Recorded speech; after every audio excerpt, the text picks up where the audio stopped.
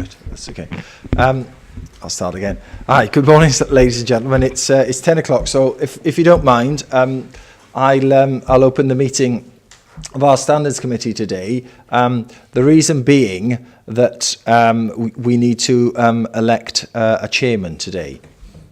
So at the start of each term of the council, you need to elect a chairman. So that's what we'll do first. You may have noticed there are a couple of new members amongst us, and these are our two new county councillors. So we've got Councillor Woodhouse on the left, and then next to her is Councillor Pratt. It looks as if Councillor Evans has given his apologies, has he? David Evans was on our Standards Committee last year, and for continuity he's going to sit this year as well. County councillors can sit for 2 consecutive terms on the Standards Committee. So a welcome to Councillors Woodhouse and Pratt. Furthermore, Community Councillor Cameron was successful in her election at Llangibby. Yeah, I got that right. Llangibby Community Council. So the council decided to nominate Councillor Cameron at its meeting on the 18th of May. And as a community councillor, the community representative, Councillor Cameron can remain again for 1 consecutive term. Okay, so we're all up to full speed, which is great.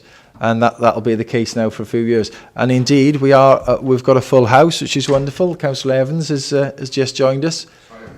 No trouble at all. Do you want to take a seat at the front, David?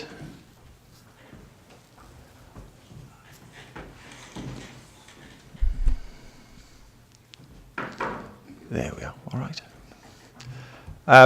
So the first item on the agenda is the election of a chairman of this committee. So may I please have nominations for that? Thank you, Graham. May I propose Trevor Ward? Okay, thank you. Is there a seconder? Thank you very much. Are there any other nominations for chairman? The answer is no.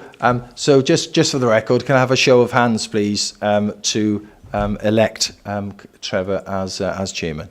Thank you very much. Over to you, chairman, and congratulations. Thank you very much.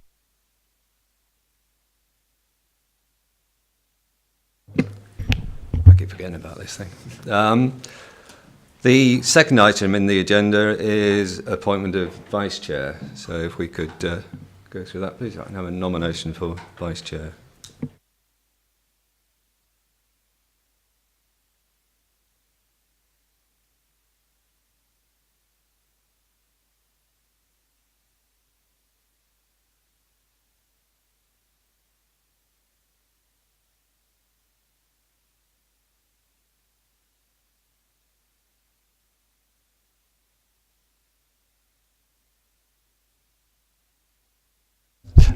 It's to fill in, of course, when Trevor isn't around. So that's going to be pretty infrequent, I would suggest. And it's just a safeguard, just in case Trevor isn't here.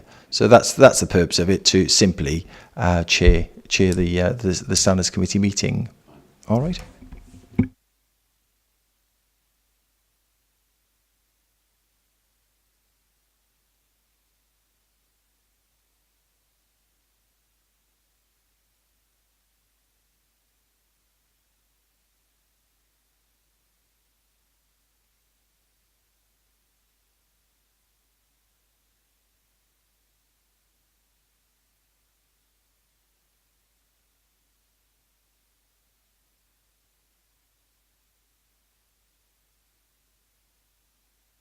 If we can move on to the third item on the agenda, apologies for absence, please.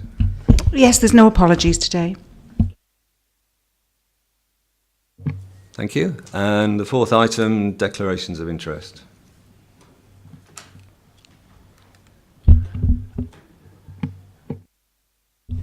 as and when.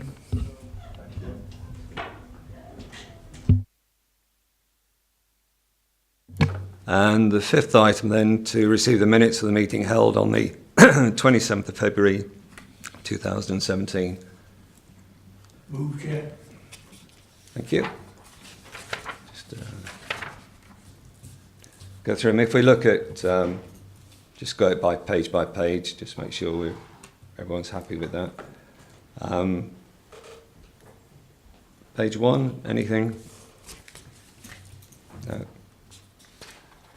And over the page 2. Okay, thank you very much. Just on that, that Chairman, if I may, if members recall, I took members through the training package that the Monitoring Officers of Wales had prepared. And if you like, it was a very worthwhile exercise for me. It was a bit of a dummy run. And indeed then, with the election of the new council, I trained most of the county councillors, and I'll do a sort of mop-up session probably next month, just to pick up those councillors who didn't attend. And I've also done 2 sessions for community and town councillors. I did one down in where was it, Caldecott, yeah, and then the following day in Abergavenny. Both sessions were very well attended. I think they went down well. I've had some good feedback, some good questions from both some members and clerks, which is a good sign. And again, for those members that couldn't make either session, I'll arrange a mop-up session again later in the summer. And I know that there are some members, some community town councillors who want to attend on those sessions. So that was pretty successful, and as I say, it was well attended, which was pleasing. Okay, thank you for that. And if we move on to item number 5, please. Item number 6. Granting of dispensation to members. Yeah.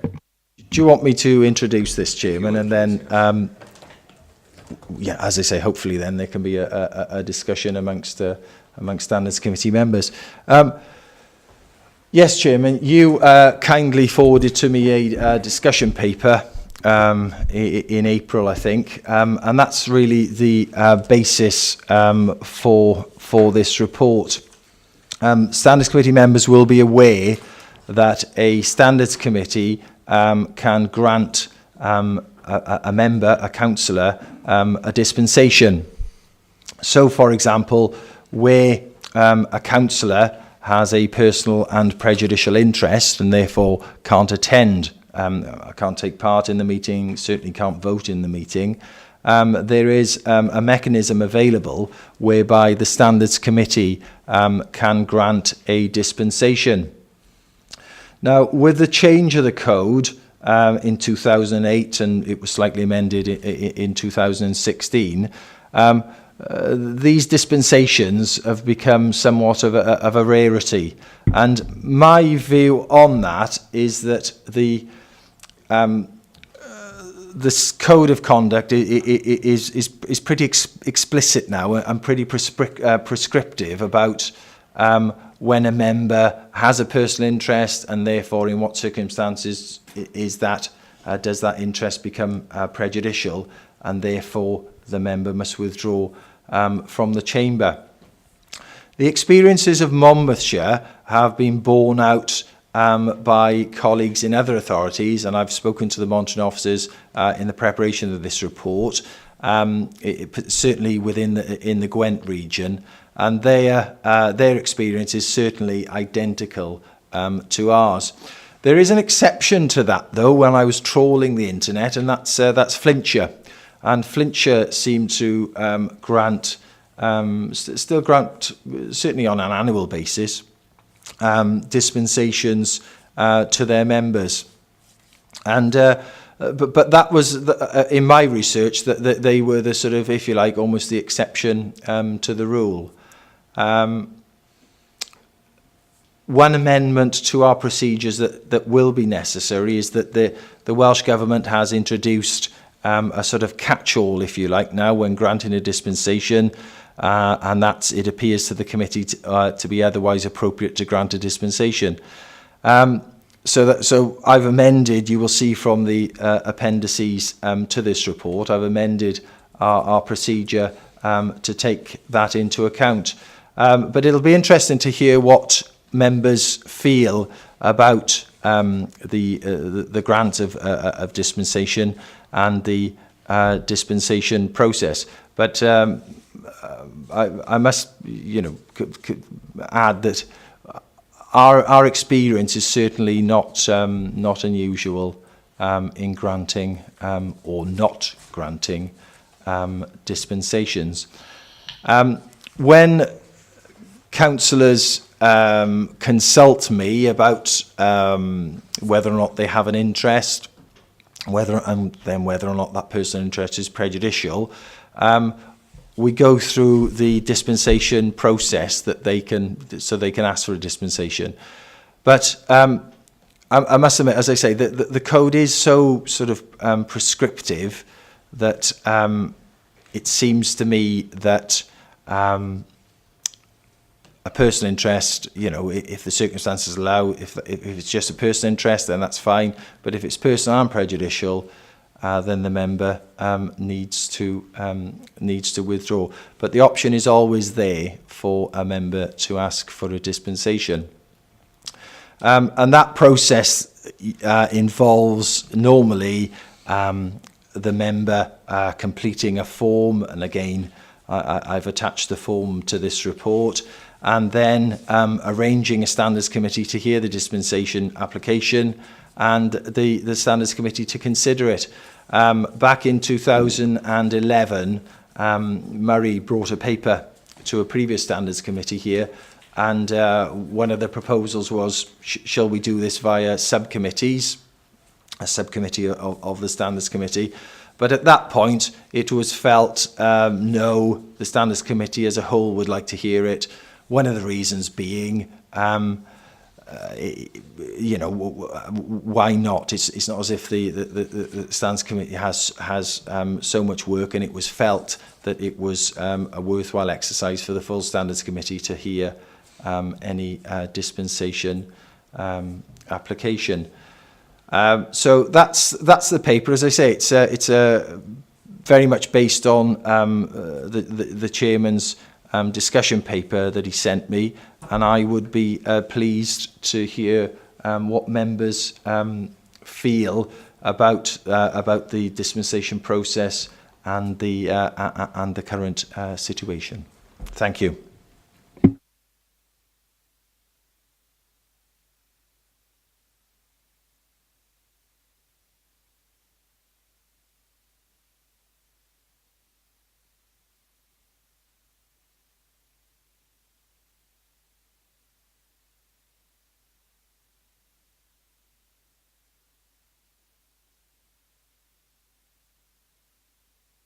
Fine. Is it possible, Robert, just to get an example of the context in which the dispensation has been sought before?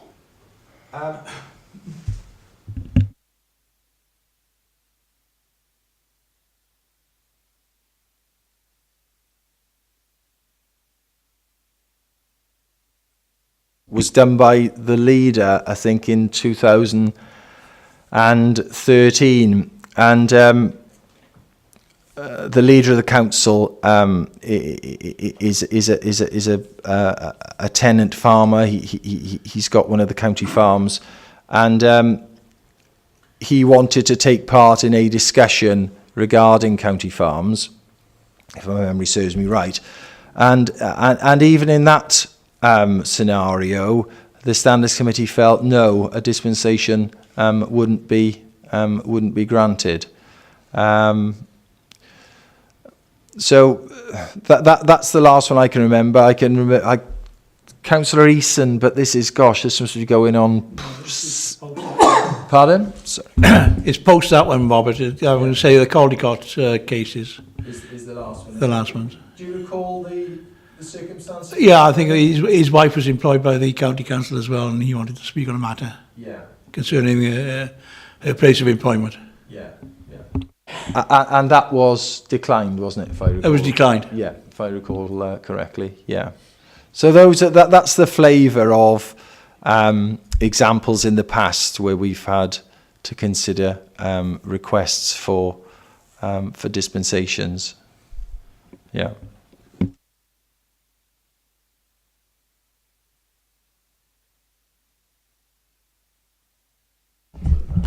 Can I just ask also, if the Standards Committee hears an application, you obviously then have to go through the declaration of interest with the Standard Committee again, in case there's another conflict, is it? Yes. If your question is, Irene, that the dispensation will cover just that one scenario, the one particular set of circumstances that the member finds him or herself in. Okay, so if there's another, a different scenario that the member feels, well, I would like to request a dispensation here, then, of course, once again, that's a fresh application because it's a new set of circumstances and the member would need to make a fresh application. It's also worth bearing in mind that where a member receives a dispensation and they're in the committee where they want to speak, the member must say what the interest is and must make it clear that a dispensation was granted by the Standards Committee on such and such a date to allow me to speak and vote, whatever the particular circumstances of the dispensation are. The other point is then that we tend to limit the time in which dispensations are granted for. So it's not it's certainly not indefinite, and normally we grant them for up to 12 months. And again, that seems to me to be entirely sensible. The member on the application will say, if you have a look at the application form, he or she will say that what committee that they feel they have an interest in, what matter it is, and specifically say, for example, then this is coming to council on the 3rd of November, and I would like to speak for the following reasons. And there are then specific grounds that the member will ask, will allege that he or she applies to. In order for the dispensation to be considered. Okay? It's just a point on reading about when a committee's quorate and sometimes dispensation is granted so that the committee can go ahead. Would that committee member have exactly the same, voting rights, etc., at that committee, or are there sometimes conditions with the dispensation? That is a particular scenario, so that's a particular ground that a member can request, or members can request, because it will cover more than one member if there's a problem with a quorum. And in those circumstances, the dispensation may allow members to vote or not. That's a matter to be discussed and considered by the Standards Committee on its application. But again, I must admit, I can't recall that ever happening at my time here. But again, it's a ground that members can seek to rely on. Okay.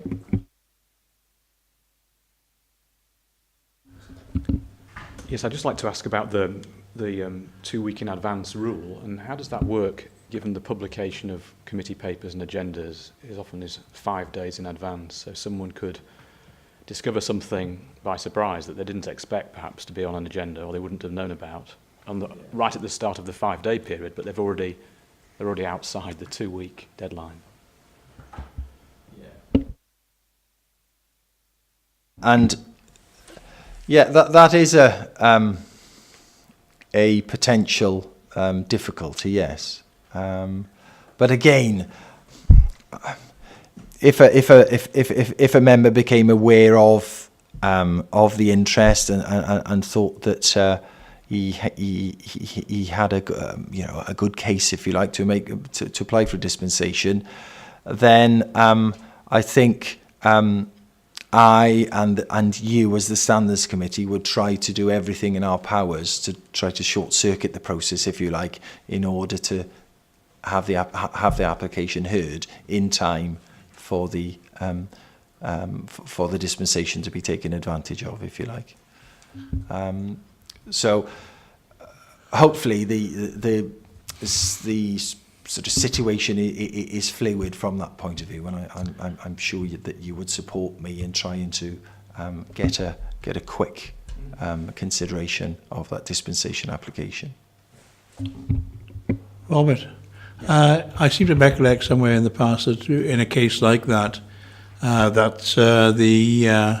was a telephone conversation to the independent members and a community member rather than the county councillors to see if it could be done that way by a group phone call. Yeah. Which I don't know if it's would that be legally acceptable? I don't know.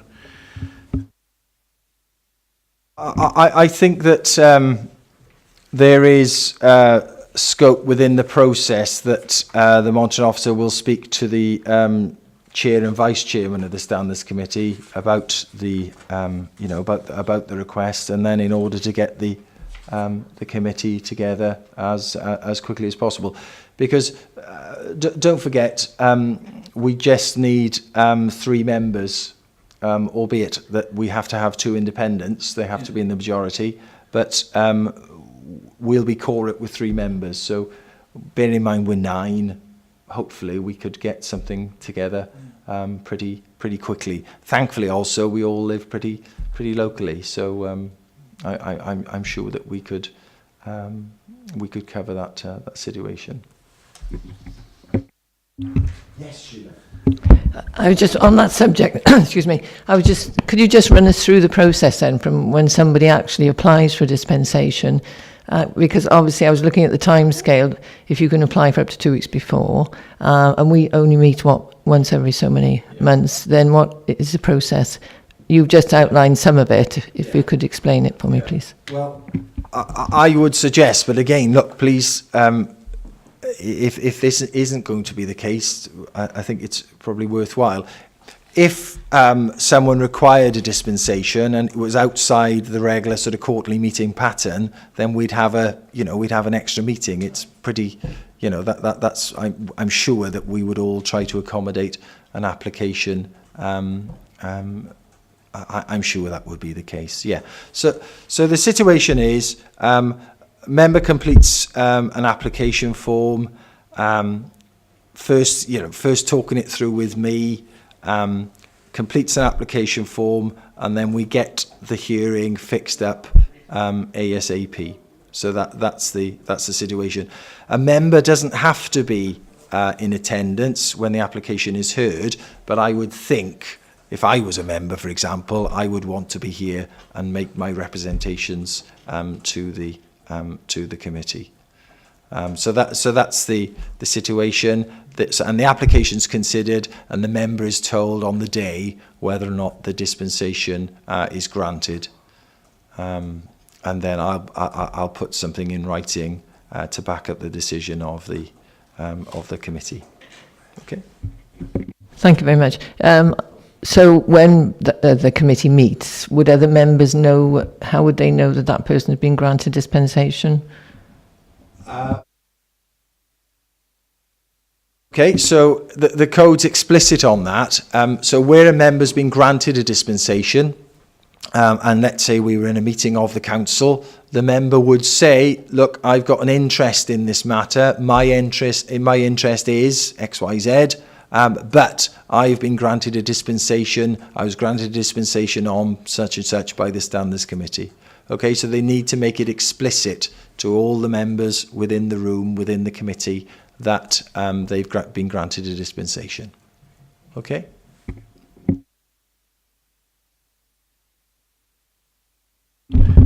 In view of the discussion and perhaps some of the uncertainty, is there any way, Robert, that for the first, say, 12 months of this council, that the dispensation comes to the full committee, as you've outlined. As I said, the paper that was taken in 2011, the then Standards Committee declined that, suggestion that, well, shall we have if you like, a dispensation subcommittee? So that was declined. Now, of course, that's an option for this Standards Committee to look at that, by all means. But if it's the view, well, no, we'd like to hear it as a full committee, albeit, though, we must accept that it may be, bearing in mind things need to be done pretty quickly here, it may not be possible for everybody to be in attendance. But providing we core it, that is perfectly lawful and no problem with that at all. Well, may I propose that we go along those lines and form a subcommittee for the first 12 months of this council year to see how things goes with vis-a-vis dispensations? Okay. Would other members like to form have a dispensation subcommittee, or would members like to consider it as a full committee? What is? Sorry. Just before we make that decision, I'd just like to, on the subject of dispensations, I found when I joined the Standards Committee that it was perhaps the only really sort of positive thing that we got involved in. A lot of it was reactive, but on this one we were actually making a decision to...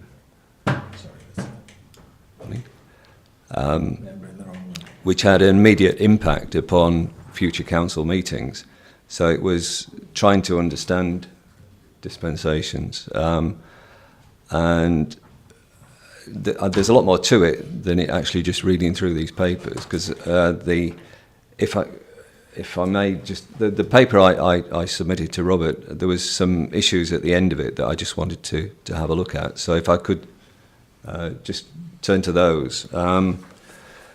My first point was, are we clear on the reasons why a dispensation may be required? Robert has explained that, but is that across the whole committee? Is that understood why someone may wish to get a dispensation?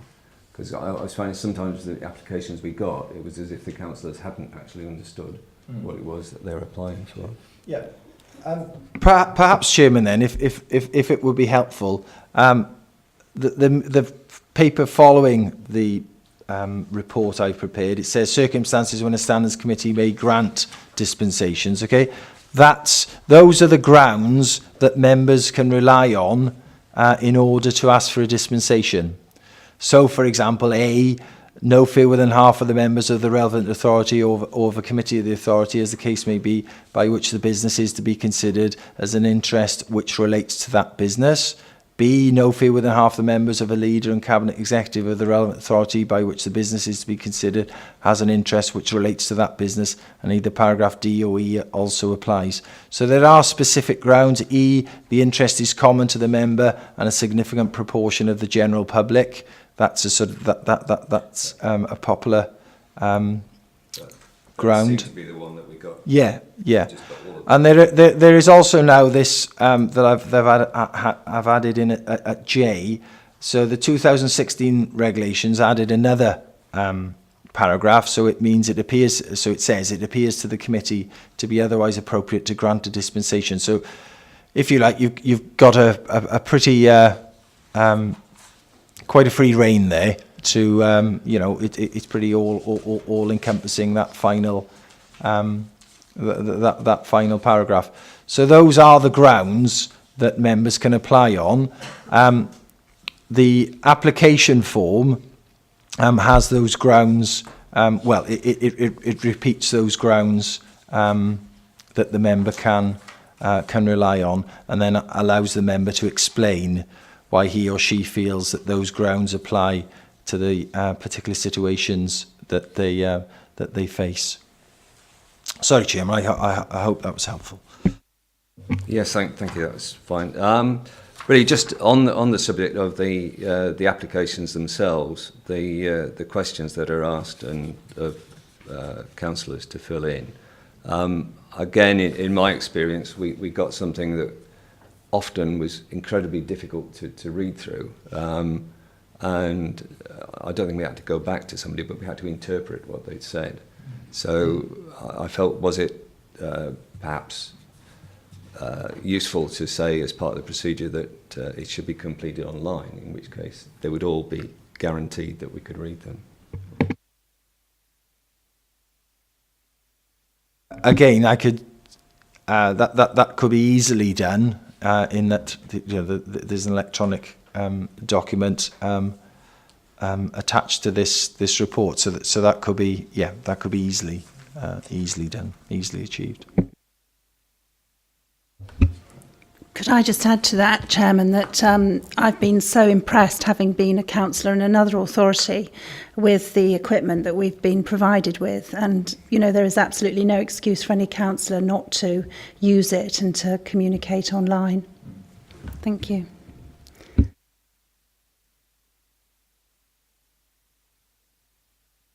The application form, Chairman, is again, I think that's pretty straightforward, but again, I would welcome anybody's views or suggestions as to how it could be improved. But it does seem to me to be fit for purpose in that respect.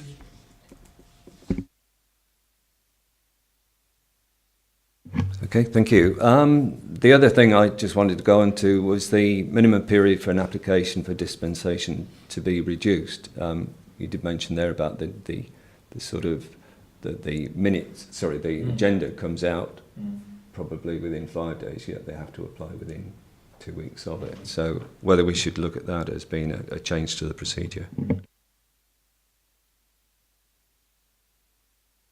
Again, yeah, I personally, I think that would be a good thing to sort of reduce that time period. But as I say, the difficulty comes with organising the committee, so making sure we are available relatively promptly in order to hear the dispensation. That's the sort of the difficulty. The difficulty there. It's not always going to be items on the agenda as well. In that, we have sort of forward work planners, and so the member hopefully will be aware that a matter is due to come to a council meeting on X date, and will then think, well, I've got an interest in you. I need to see Robert. Blah blah blah. So it's not always, you know, the point I'm making. It's not always, there's the agenda. Crumbs. I've got an interest. Hopefully, it's a little bit more proactive than that.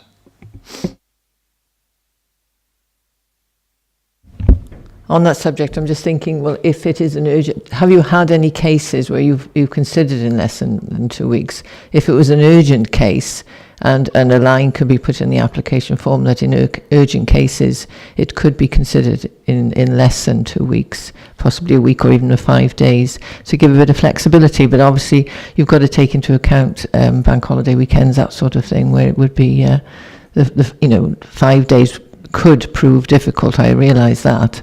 But I'm just thinking of giving a little bit of flexibility to people who suddenly see it on the agenda and they were not prepared.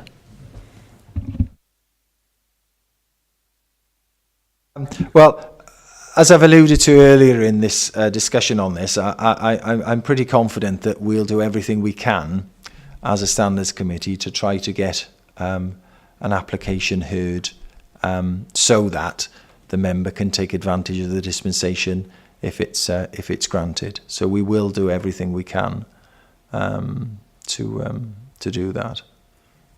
Okay. Okay, thank you. So really, leave it as the status quo for now then. The next point was, should the maximum period for dispensation to be enforced be reduced from 1 calendar year? Again, the 12-month period it seems sort of a convenient period of time, but whether there's actually any purpose in having one open for 12 months or go for, as you've put in your papers here, explaining that other councils just say it continues indefinitely.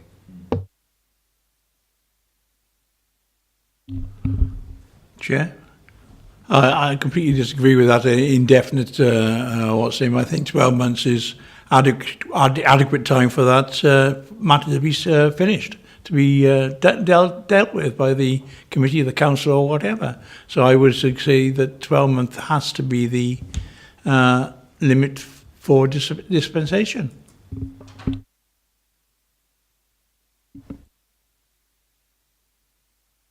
Personally, Chairman, and look, this is a matter for you and the Standards Committee members, but I think the 12-month maximum is a good idea, because look, if the member says, well, look, I would like to increase my I would like to renew my dispensation in effect, then the Standards Committee can consider it after 12 months. I think that's a good idea, rather than having a dispensation for an indefinite period. Because my worry about that would be that perhaps the member then would use the dispensation in circumstances when the dispensation shouldn't be taken advantage of. Hopefully that wouldn't happen, but that's my sort of possible concern about that. Sorry, isn't that an argument, though, for not having a 12-month one, that they may misuse the dispensation during the period? Yes, it could be. It could be, Chairman. Yeah. So the alternative then is what, to have an application. You know, every time you need a dispensation, you make an application, even though it's on the same circumstances as the previous one. Is that the I don't know. It's really just, and that's the basis behind the discussion, is that if 12 months, if going beyond 12 months means that it's a sort of like a check on the fact that they misuse it, then a 12-month period is quite a long period of time, and they may well misuse it in that period of time. So should we say that we grant a dispensation for a particular purpose, so that, you know, they come forward with why they want it? We say, okay, you can have it, but it's only for that particular time. And it'll be absolutely clear the circumstances when the dispensation may be used. That'll be, you know, absolutely clear. And in the application form that the member completes, the member's asked to say, well, which committee will you be using the dispensation? So it should be absolutely clear when the dispensation may be used. Yes, I think we should remember that by granting a dispensation, potentially in the eyes of the public, we're sanctioning what they might see as a major breach of the code, that if there wasn't a dispensation in place. For example, if we gave a dispensation to a councillor who would have had a prejudicial interest to participate in a planning committee in a controversial planning application, that's a really big thing in terms of we've sanctioned what in the eyes is a major breach of the code. So we do need to be very careful in granting dispensations on, I think, setting quite tight controls, time or otherwise, as to how that could be used, because that's how it would be seen from the public view. And that's borne out by the Ombudsman as well. And I you know, put a little quote in the report from him about that. And that's, you know, that's the, if you like, the dilemma in some ways of the dispensation process, is that you've got this statutory code that you know, that the Welsh Government has brought in, and the argument then is, you know, members must adhere to that code. But I accept there may be circumstances where dispensations could be granted.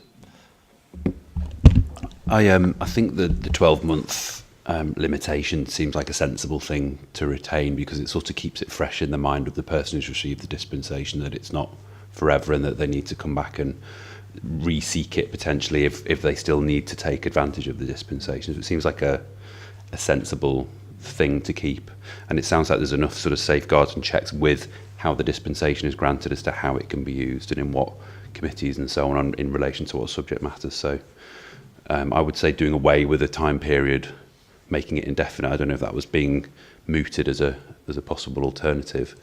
That seems a little bit sort of dangerous, I suppose, in the circumstances. I think it's important that we have sort of an awareness raising to recognise it's a privilege to have the dispensation. And I think certainly I agree with 12 months. And I personally like the thought of this committee staying as a whole and as many of us as possible come to hear it. Yeah, just on the same point, it's likely then that dispensation applications, we haven't had very many, but they're going to come in and surprise us. And so quite quickly, we're going to be trying to get a quorum. So just on that basis, it would be logical to keep the whole committee together, because that maximises the chance for you to get a quorum at potentially very short notice, which could be even within the 5 clear days for the publication of an agenda, because someone, through no fault of their own, especially on planning, didn't expect that application to be on that thing, and they come straight to you on the first day it's published, and that would be a reasonable application in our process. And therefore, by keeping it where there's at least a pool of 9, there's a chance that 3 members would be available to come to a proper lawful decision. Chair, may I move that suggestion? That's the suggestion that just be made, that we don't form a subcommittee and that the committee as a whole is the dispensation body, and that it's for purposes of being able to get enough people, a quorum. Yeah, Trevor, I'm still uncomfortable with 12 months. I know the wheels of democracy turn slowly, but I'm still uncomfortable with 12 months being granted on a dispensation. And it wasn't clear from my reading of it who monitors the dispensation that is being carried out correctly and in the appropriate committees and the appropriate times.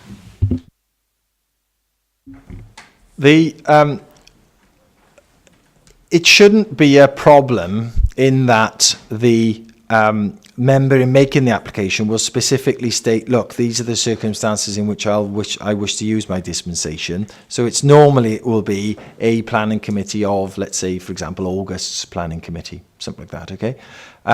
So they tend to be one-off, okay?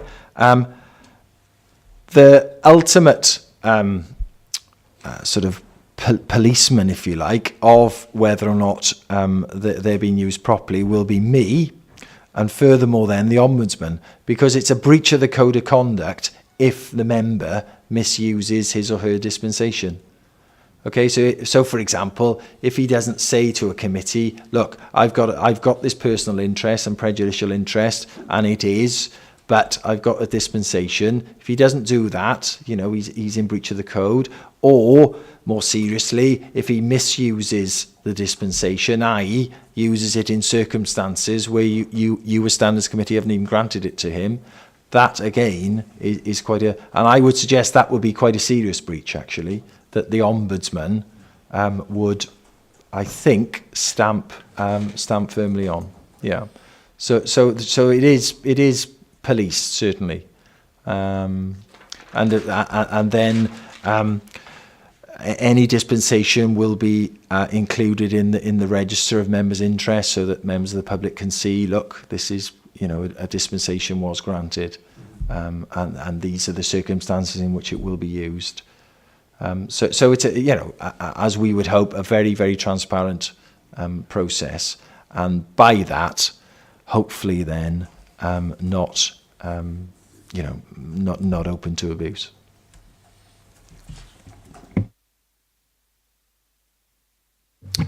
Okay, thank you for those comments. Just sort of in conclusion on this, then the other issue I was looking at was some feedback on the dispensations. My experience of them is that we as a committee grant them, and it's almost as if that's it. They then disappear and we have no idea whether it achieved what it was intended to achieve, whether it was used correctly, and whether we should, as a sort of a completion of the circle, say to them, you've applied, and then a report back to this standards committee saying that my dispensation was used at such and such a meeting, it was minuted, and it achieved what I wanted it to do. And I think from that sort of feedback we can determine, again, the question of whether it should be for 12 months, should it be extended, or so on. Can I make a suggestion on that, Chairman? That I will prepare an annual report about dispensations. So it will include things like the member that applied for the dispensation, what the dispensation was for, how long it was for, and importantly, when it was used. So it gives you a feel of where we are in monitoring the dispensation process. I think I'm in the best position to do that, but again, if members have got other suggestions, please, I'm all ears. Chair, I agree with that, but I think also from a councillor's point of view, if I knew I had to report back, then I'd be very mindful about how I used it, and be aware that I was going to have to report back in the future. So I actually do think that's a good idea. Thank you. So really, are there any sort of decisions to put forward to the committee for approval on that, or are we just looking at, you mentioned about your reports back, or whether we should put a few things to the vote to get some changes made? Well, for example, if Standards Committee wanted to have the member who got the dispensation to come back before them, then that would be a change in our current practice, and that's something I think that we ought to you ought to take a vote on. The other matters that you've decided, i.e. up to a maximum of 12 months, well, that's our current process anyway. Also, our current process is for the full committee to consider any dispensation applications. So that's the current process. And furthermore, I have amended the application form, and you will see that attached to the report that I've prepared.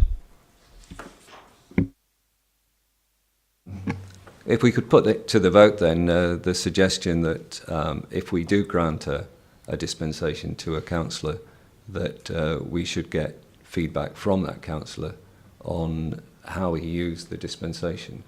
What's the views on that?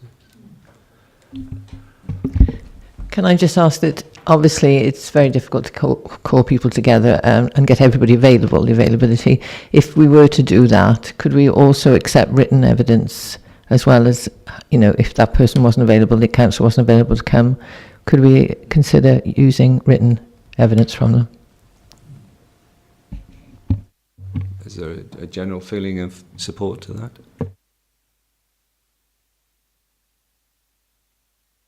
Thank you for that. Then, so if we can put it to the vote that we, how to phrase this, require councillors who apply for dispensations to report back to the Standards Committee in writing if after they've used the dispensation. So everyone could have someone to support. I move that, Chair. Thank you. And seconded by David. Thank you. Should there be, again, a time limit? Because it's so easy to say, I forgot to do it. Within a certain period that we have it by the time perhaps of our next meeting or something. Yes, that's a very good point. So if we say that, yes, after it's been used, it should be, we meet quarterly, don't we, effectively? Yeah. So that it should be reported back to the Standards Committee, then the following Standards Committee. Thank you.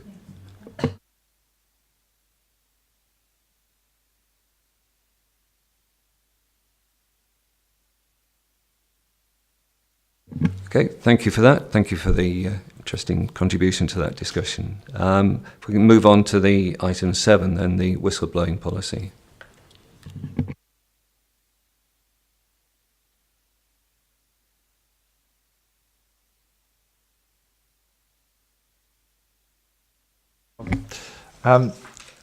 Yes, this is a report on the whistleblowing, Chairman.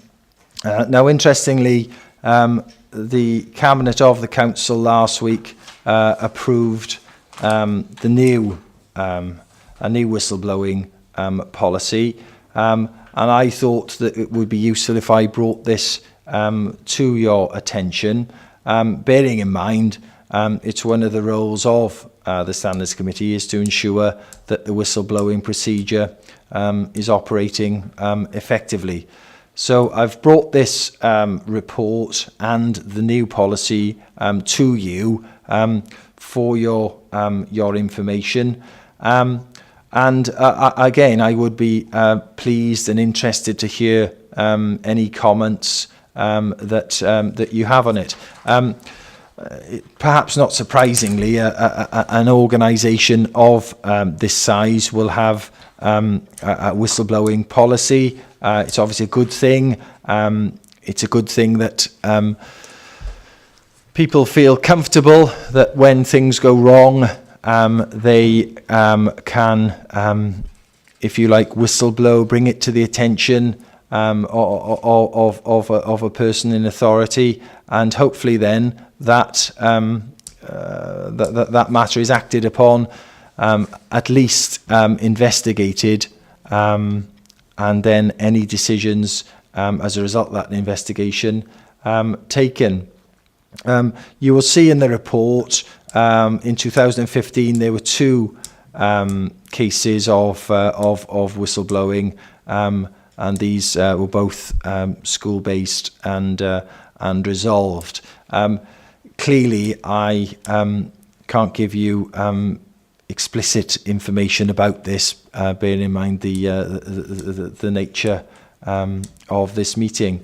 But as I say, I've brought this to you for your information, and as I say, I'd be pleased to take any questions on it that you may have. Thank you. Yeah, first of all, Rob, could you just summarise for us, because it said the revised policy will replace the current policy, and what were the main changes, if there were any main changes, and what were the rationale for them? And also, were there any major issues raised in the consultation responses, because it mentioned all the trade unions were involved and the head teachers, that drove the changes, or were they generally happy with the policy?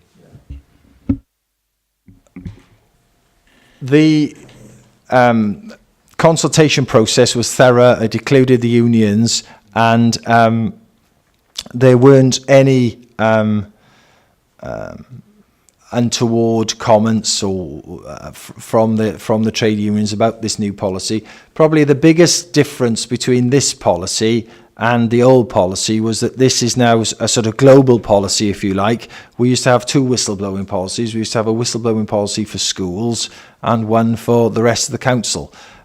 So the biggest change is now, which I think is a good thing, is that we've now got a global policy to cover all types of employees and situations, including schools.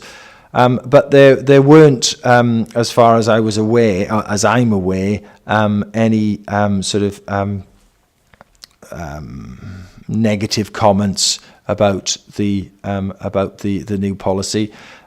This new policy is based on some Welsh Government guidance. They've recently, made suggestions. And so this policy has been redrafted to take into account those changes.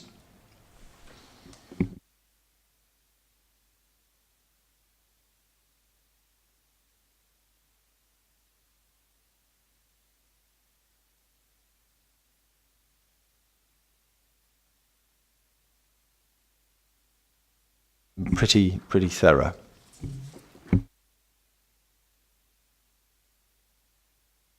Yeah, just one comment then about the content of the policy, and this was just on it was a fast reading of it. I wasn't sure that it actually offered an alternative to a person with a concern rather than having to go to their line management, which I think should be in there as good practice, because people may feel uncomfortable or unwilling or unable to go to their line managers, and also may feel wary of contacting senior officers. So I just wondered whether that was considered good practice to actually have that. I know there's a table in there that says if your concern is about here, you go to this person, you go here to this person. But what I felt wasn't there was giving alternative contacts when an employee, for whatever reason, doesn't want to raise their concerns with their line manager, or even the line management chain, if you like, up the top, whether that would be a contact in HR or contact in legal, or a whistleblowing email address or a hotline number that would go into a department outside, if you like, their hierarchy of management.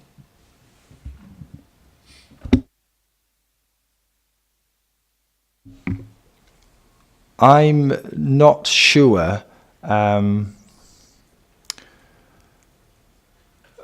there is that that mechanism within this this policy. I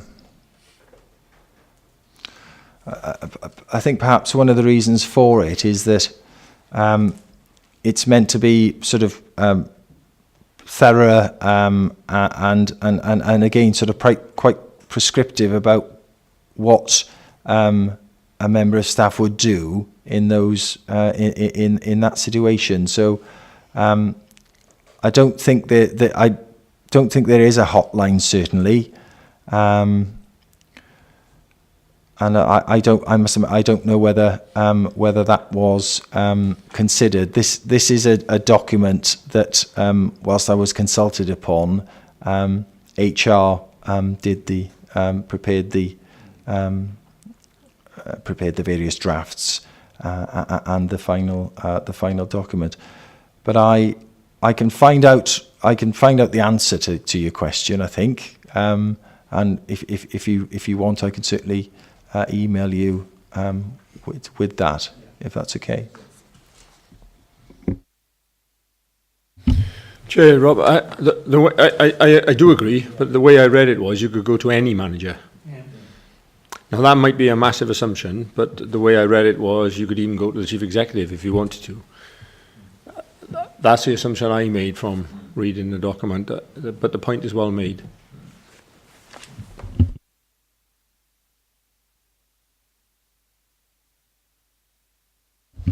I think whistleblowing in its nature is very, very sensitive, usually by a very sensitive subject matter, isn't it? And these things are quite difficult to get your head around when you just read a policy, which is just words on a page, until you actually have to deal with a real life scenario.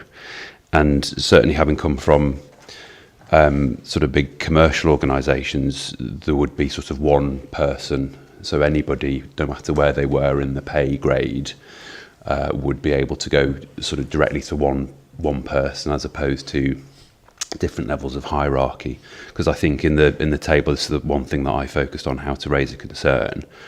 If you go to sort of a line manager, quite often that to me almost categorises something as being more of a general day-to-day matter that you might experience as an employee of an organisation, whereby you want to sort of raise a concern or a grievance, whereas whistleblowing is quite often about something fundamentally much more sensitive than, I'm having a bit of a gripe with my colleague over here. So certainly in big commercial organisations where I've worked, there would be one person that would be a very senior person who would be the point of escalation, and obviously there would need to be a mechanism in case the grievance or the complaint that was the subject of the whistleblowing actually implicated that particular person as well. So it would be a slightly more straightforward mechanism, because you'd have one person and or an alternative that would be the obvious ones to go to. So I think it's difficult with these, isn't it, to know exactly how they would play out in practice, and hopefully an element of common sense would prevail as well within an organisation. So if you could go to any line manager or go, over that person's head and go straight to the chief executive. That's just more of an observation and commentary rather than a response on a particular point.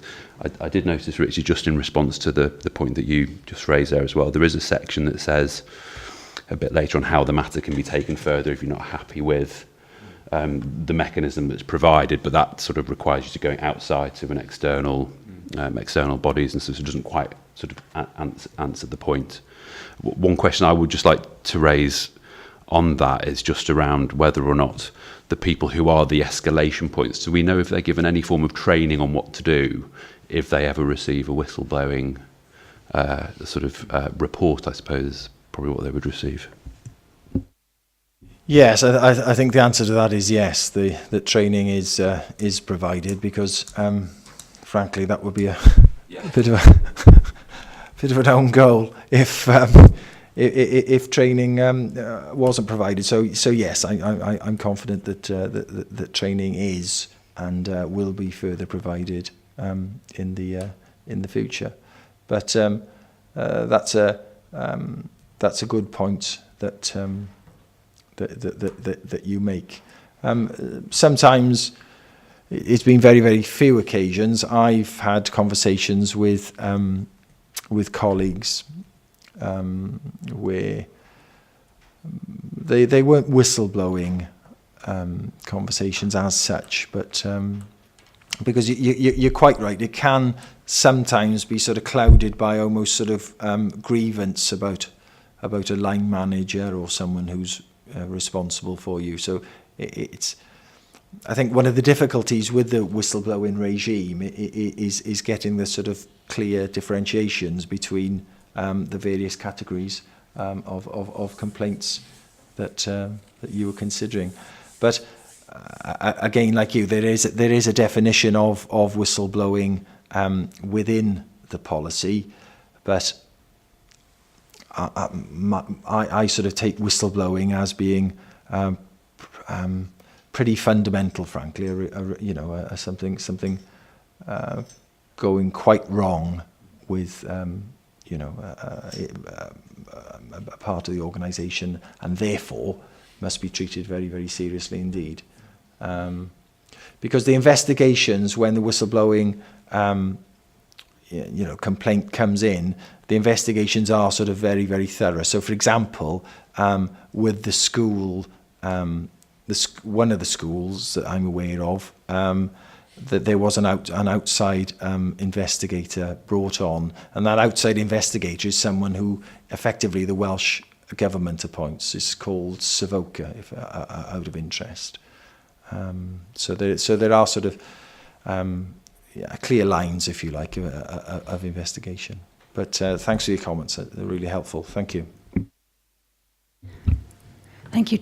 Chair, can I just ask how this whistleblowing policy is communicated to all staff within the organisation, and how we check that everybody's received it? Thank you. That's a good question, and that was actually brought up last week at Cabinet. So there will be an all staff email going out. There will be training to as I said, make people aware that the whistleblowing policy has now been amended, etc., etc. So it will be widely known and widely publicised that about the whistleblowing policy. Yeah, certainly. Sort of also when we have sort of new members of staff coming on board, one of the sort of welcome pack, one of the documents within the welcome pack is the whistleblowing policy. The whistleblowing policy is in the Constitution, so it's a public document. Everybody can see it.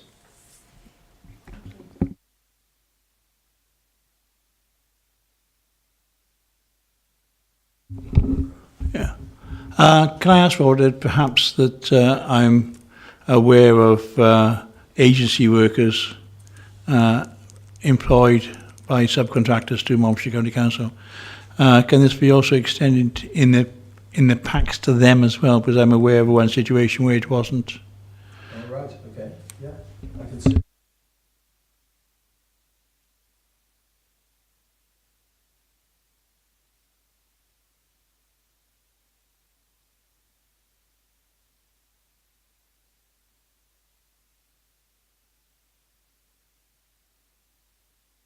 Okay, do we have any other matters on this one, this particular item? No. Okay, if we can move on then to the next item on the agenda. Yes. Before you